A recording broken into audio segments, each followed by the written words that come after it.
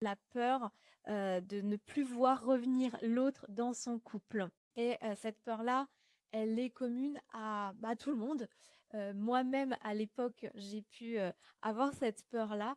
Je me suis dit que c'était important d'aller en parler parce que ça, c'est clairement ça qui va venir vous ralentir et ne pas vous permettre en fait d'impacter votre partenaire comme vous pourriez parce que vous allez vous bloquer et vous allez vous mettre une certaine limite.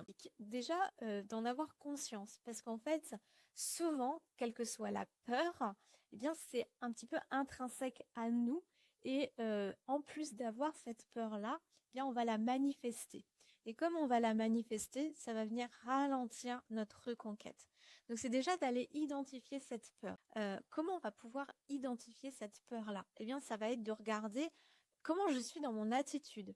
Comment, quand je vais parler à l'autre, je vais être. C'est-à-dire que souvent, c'est nos peurs qui nous guident dans nos actions.